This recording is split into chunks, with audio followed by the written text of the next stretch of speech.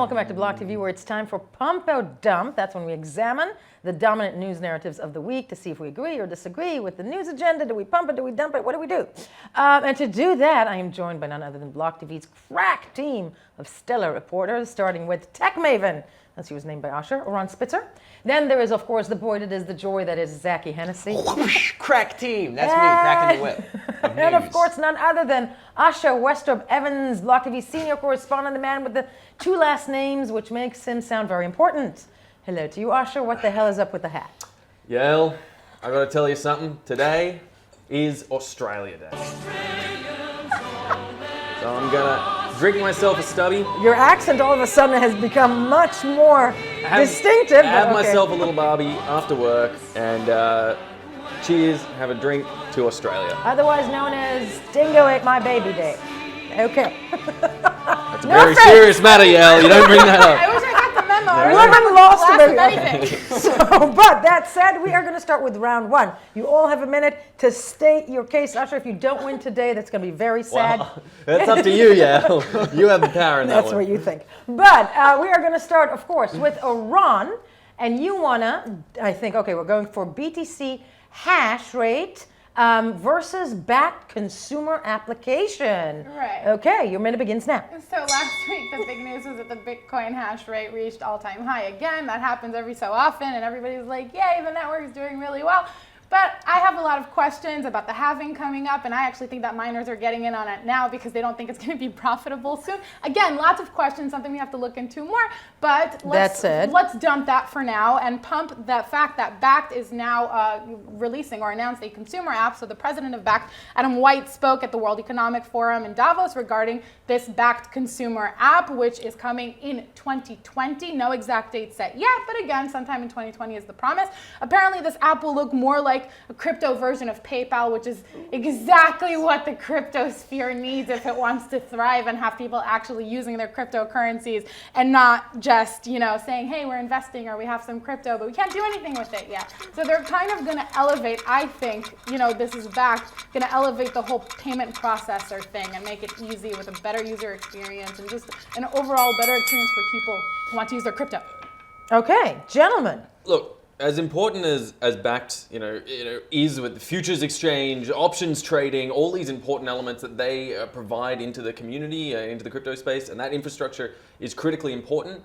I don't know if I'm willing to dump the halving and the miners at the all-time high as the sort of counter dump. Not the I really halving, like your pump. I'm not not the sure if I halving, agree with your dump. just this thing that we do every couple of months where like, it's the Bitcoin hash rate all-time high again for the third time this year. But those fundamental drivers can be seen as good powers for the network, and I'm pro pumping that. But I do also really agree that UI development, UX development, all that sort of stuff that needs to bring it into the consumer space, into the retail space, and make it accessible. He agrees. 100%. I heard. 100%. No, and Bakkt is moving in the right direction. Many would argue, and making themselves, again, some would argue just making themselves available to more rich people. But it's looking good. Zach, I'm not hearing anything from you. You seem completely I'm just fuchsia pink, nothing. I'm reserving all of my goodness for a different one where I have smarts. Got you. That's always good. And there's no avoiding it. But Crocodile Dundee just won this round. There we go. Okay, and we are moving to Zachy. And Zachy is up with a Mac. Sorry, no, we are moving to Usher. Yeah. I'm sorry, I am blind. Usher is with New Year slump. Okay, was it a slump? Versus, oh my lord, coronavirus. And your minute begins now. Okay, so I'm actually going to be dumping the New Year slump because there was supposed to be, in the last 5 years, there's been a slump around every Chinese New Year, ostensibly because Chinese traders go spend time with their family. They're not interested in trading, so there's a little bit of a slump in the market. Kind of like the holiday season in the West. Exactly. And other people have it too. Much the same, exactly, much the same, yeah. And so there's been this slump in the last few years. That didn't really eventuate so much this year. We haven't really seen a significant slump over the course of this Chinese New Year weekend on the 25th. What we have seen is an interesting market reaction as a result of the coronavirus. Not to downplay the medical and humanitarian concerns here, but just looking from a purely financial perspective, on Friday we saw US and Asian markets fall considerably off the back of fears and concerns. Obviously, with 46 million people in China now under some form of quarantine, that has risks running for financial markets across the world, for industry across the world, and it gets us to start thinking again about that narrative. is Bitcoin a safe haven and will it see an upswing? Will traders be less willing to trade freely because they're just hunkering down and they're not going to go into Bitcoin? Those questions start to be asked again. That wasn't 10 seconds on the dinger.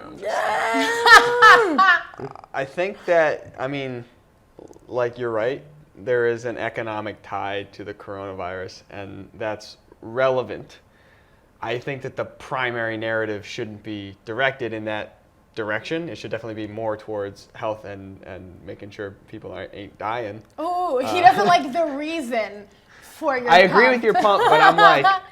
No, but look, I mean, the fact of the matter is, so far, it's seemed relatively contained. I'm not the Chinese government. I can't deal with the humanitarian side of things. No, but you can report on that. I mean, of course. like, what takes the lead? But, just to, not just because it's his, National Week Day thingy. She's in my court. Yeah, of course. But just to support that, those two are interlaced in many ways, because when there is the possibility of such a catastrophe, I mean, let's be Guys, it's moved honest to Thailand, right now. is all I'm saying. Thailand's very near China. That's what I'm saying. I'm saying it's moving. It's making its way it's across moving. Honey, Oh, borders. it's in let's move it. Chicago. It's definitely in Australia. It's already in Chicago. It's moving, but those have to be interlaced, because at the end of the day, let's say, and we hope it's not going to happen, but that this is the black plague this is the plague of the 21st century. Not that it is. Okay, Zachy, don't get too scared right now. I'm very nervous. Then the effect is all-encompassing. Right. It's not just health. It can break down. And also, I mean, the economy of the world. panics often are some of the biggest damaging outcomes of these sort of viral outbreaks. Actually, often the death toll is not all that high. SARS, back, how long ago was that? Back in the day, almost a Yeah, decade early ago? 2000s Yeah. or thereabouts. That only killed, but it killed only around 800 people. As terrible as that is, the flu kills many, many more people annually. We don't make a big fuss about it. So what you're saying is, since we're already riding the wave of the panic of the coronavirus, we should also be using it as an economic incentive. No, we should be aware. We should be aware of it, but in spreading awareness, the ulterior motive is to pump Bitcoin. No, that's not at all what I said. It's a deeply manipulative interpretation of what I was suggesting, Jackie. That is I was just simply your brain, suggesting Zachy. that these things will happen, and as decent You traders, can see me and at the whatnot, we're gonna Democratic be- elections, 2025. There are no elections Okay. that year. No, and I think it's time. There might be. No, but thank you. That said, give it to the kangaroo. Sure. Okay. Sure. Once again, and now we're moving to Zachy. I love your choice of colors today, and you are dumping McAfee is a Goomba. Yeah. Versus Roger Ver, he doesn't really care, isn't a weirdo? Question mark. Your minute begins now. You know this fella, John McAfee? What a fucking Goomba! He ghosted us. We were going to do an interview with him. He's like, nah. Just didn't show up. I'm he is mad coming- at he him. is coming back. Okay. Well, he is. sure, he's I coming back, whatever. Yeah, I he's can call coming him- back, and yeah. I can call him a Goomba. I love him to death. I don't. Roger Ver. Anyways, we're talking about Roger Ver. Forget all the stuff about McAfee. Goomba. Roger Ver. It turns out, not that big of a weirdo. Lots of people are making fun of him, saying he's a hack, a fraud, all these other mean things to say. Right. But in a recent Around the Block, we actually highlighted a very eloquent side of him that not a lot of people give credit to, that I'd like to just call to the attention. I'm not saying he's a saint or nothing, but let's take a look at his response to Joe Saz calling him out and saying he's a shill. I was a retired multimillionaire before Bitcoin had ever even been invented. I'm not in this for the money one bit. I'm in this to promote more economic freedom around the world, and that's why I've been doing this every day, all day, for almost 10 years full time now. If that person was reasonable, would actually look at evidence in front of his face, you would see that Bitcoin Cash has a better chance of bringing more economic freedom to more people around the world. And Bitcoin Core at this point has just become almost like a religious cult of people that are mad at any other person that's not part of their religion, because they won't earn as much money as Bitcoin Core holders if people start using Bitcoin Cash. So if anybody's worried about their pocketbook, it's that guy, not me. Yeah. Okay, well, first of all, and I A want lot to hear to from the say about Maven. it. What do you want to say? Well, no, I think we have this idea about high-profile people, especially in like the Craig Wright and the John McAfees. We have this very not nice, I want to say, idea about these people. And I thought that when we booked Roger Ver, I really did think that interview was going to also lead, okay, like we're going to find out he's one of these crazy people, for lack of a better term. And after I saw the interview, I was like, he's such a human. He's normal. Yes. He's very normal. I urge everybody to watch that interview. Not like throwing. It's very nice to see just how he responded to everything. Look, Keep going. As Zachy and I were talking about pre-studio, it's very easy to hate a label, a concept, an idea.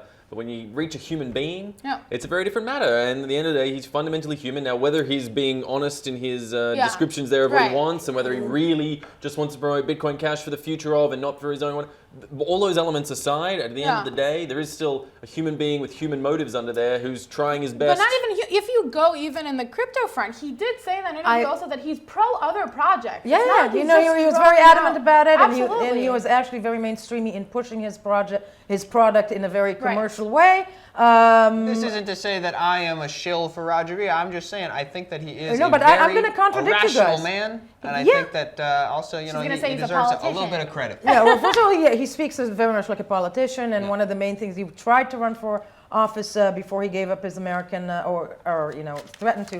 That said, I don't know, Zachy, if you have followed John McAfee's Twitter feed in the last, I might say, 72 hours. I agree. Crazy person. Come on, really. He's a crazy person.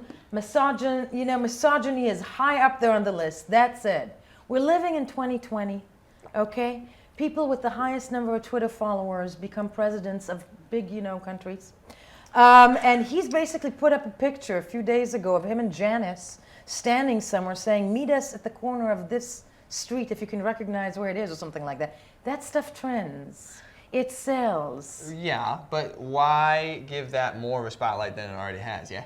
Like, we gotta just dump it. You just gotta leave it at the side of the road. Let him do his thing, leave him at the corner. Those are the Goombas, and those are the Veers. Them's the Goombas, and Roger Ver, Did you book that give him a little interview more with credit. John McAfee? Yeah. Wasn't that from, okay. Yeah, well. Yeah, okay, we're moving along. Curiosity. And yes, I think we're going to go entirely Aussie this time and give this round to Zachy. Now. Hey! Hey, now. The bait and switch, Told you baby. there, exactly. Round 2 starts now. Iran. Iran. Thank you. I have no idea. Iran. Iran with dApp development versus user retention, which gives me many other connotations, but never mind. Your minute begins now. So in the past, the big hype was development, right? All we talk about is development, and I think that gave the notion that we should develop things quickly, and I think that's what happened with a lot of apps or dApps, and like gaming dApps specifically, as Zachy likes to highlight our shit on a very regular basis. Bad. And so actually Cointelegraph just put out a really great analysis where they kind of talked about where they think 2020 is headed, and the shift kind of being that project in 2019 suffered from like issues, right, like poor user retention and the difficulties of navigating a user interface and how to make a user experience great on the blockchain and make it decentralized and everything. And so some of these projects have huge market caps, right? Going past $100 million. It's not like we're not talking about small money that's going into the development of these projects. But this quick atmosphere isn't working out. In 2020, what people are going to be focusing more on is not necessarily development, but making things usable. So kind of like Bakkt was doing with that consumer app, making it PayPal-like, similar. Or in other words, stop promising shit that doesn't work. Or start focusing on the right thing, right? So like you're not getting users, so what is your $100 million worth? Okay, nobody's gentlemen. using you. Following the theme, it's like 2019. You planted the seeds. Johnny Appleseed running around, pot on his head, chucking the apple seeds all around. Hence the name. And now 2020 is the year of the rain. It's coming and it's growing. I mean, and that is a good point, though. I mean, everyone's looking for that killer app, that killer use case, da da da da. And you're right, they're probably just trying to hope that springs out of the ground without necessarily just sowing the seeds of good, consistent development, sort of upkeep, that sort of Or like, releasing a good product, not necessarily just trying to make it Just a good fast product and here's money, let's here's raise a new it. thing that stick to the wall. People this actually is jump cool. onto it and go, okay, I'm going to stick around with this. Like not 5 users a month on a platform that has over $100 million for developmental purposes. That'd be nice. No, it is important. Get those people on board, get them to actually stay, get that good UI out there so people are actually... The onus of responsibility, though, is now on the developers who have started all of these projects that have so much market cap, and then to go back and say, okay, now we are really just heads down, focusing on development and updating our communities, being transparent, making sure that they know what's going on with all of this money. Okay, so marketing would be nice. No, marketing would be nice. Fine. Major benefits from that. Once again, though, we're going to revert back, and Koala wins this? Koala, Now, Aussie and we are kangaroo. moving to Usher, who is up with the second round of Dump Davos versus Paris FinTech Forum. Usher, your minute begins now. Okay, this one might seem a little self-evident, but Davos, so last week. You know? And we weren't there. This is a facet of time. Time moves forward in a linear direction. That was last week. This coming week, Paris FinTech Forum, January 28th and 29th, being held in Paris, hosted by none other than the President of France, Emmanuel Macron himself. Really? But in all seriousness as well, Davos, it's there for the high finance world. It's really the top of the sort of finance leadership market here. Paris, France, with their FinTech Forum, I think it's a much more targeted space for those interested in the crypto and blockchain world, doing much more of a targeted focus. And more to the point, France has proven itself time and again to be a leader in the blockchain and crypto space. So giving credit to this, pumping this in the sphere, there's bound to be a bunch of good stuff coming out of this, as it does with all things Paris and blockchain related. I'm really excited to see what happens. I'm really excited to see what comes. And, time, linear, forward, backwards. Those are my points. Nice. And it's hosted by the head of state, which Exactly. Giving it actually credibility. spells that Right, that's what I was thinking that as well. this is part and parcel of the political agenda. Not just, we have to remind people, Davos. I think fintech was actually crypto was on the sidelines. Right. Very much so. Very much on the sidelines, let into the party of rich people. Zaki, what do you think? Very hard to argue that time is not linear. Time does not move forward from week to week. Right. So I do think that it, just in terms of that, you got to shift the narrative. But yeah, also to mirror what Yel was mentioning is that the idea that they have Macron coming to this thing and presenting at it, it just shows that they are also focusing on it in a way that probably spells good things for technology in general, but financial technology. Yeah, sure. it's kind of like, let's start 2020 with like the bangiest bang we can. Yeah. Let's start it at the top. I'd love to see Macron host an environmental technology. Oh, that would be nice. There's plenty of Conference. envirotech. I in, know, and I in referred. fintech. No, not only that. I mean, let's give them credit. There was the Paris Agreement. Yeah, That's true. So you They went ahead named and the did Paris that thing Agreement. with the Speaking agreement. of which more people should listen to, especially given what's going on right now in the country where this man is from. Thank you. And we're going to move to Zaki with, my God, okay. Zaki wants to dump Schiff's gold fetish versus there's gold in them tethers. Yeah. Your minute begins now. Peter Schiff, man, oh Mally, he likes that gold. Can't get enough of it. Always talking about it, pumping it all day. And then every once in a while he comes out and he says, "Oh, Bitcoin, it sucks." And then people get all their panties in a wad, and it's just a loop. But it just, come on, we can move forward from that. And what I think we should move forward is to discuss is something called Tether Gold, which is a stable coin pegged to physical gold. It'll be on the Ethereum and Tron blockchains. And the cool thing about this is that it is an interesting merge between the old and new financial worlds. What do I mean by that? It's a cryptocurrency, but it's directly tied to the oldest, maybe not the oldest, but one of the primary store of value in the standard financial market. And I think that this could cater to a lot of cautious demographics and get them onboarded into crypto, which is good for everybody. The one problem is that there's a $75,000 buy-in. Oops.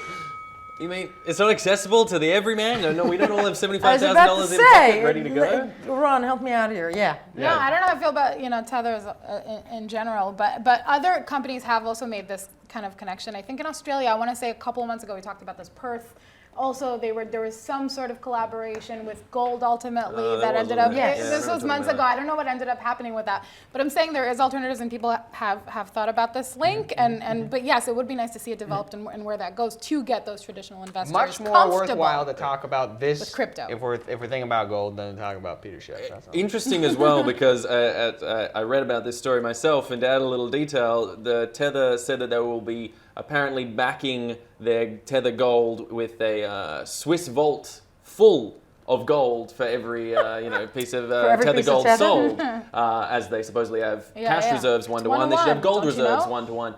Now, will that gold be Nazi gold or not? It will be in Swiss vaults. This is it what we know raises- for We sure. know.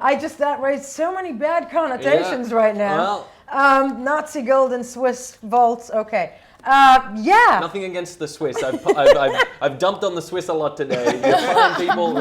And that goes hand in hand with the fact that you look like Indy. Indiana Jones. There we go. Yeah. I hate Nazis. At this point, even though that is a Crocodile Dundee hat. And I want to say that this has been a fabulous round on your, week of celebrating the continent that you're from. But sadly, Iran wins this one.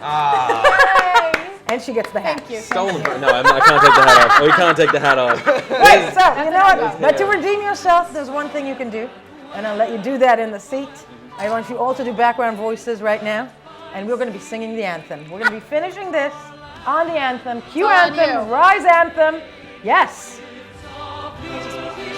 Rich and rare, in history's page, let every stage advance Australia fair. Good night, everyone. Kiss your kangaroo.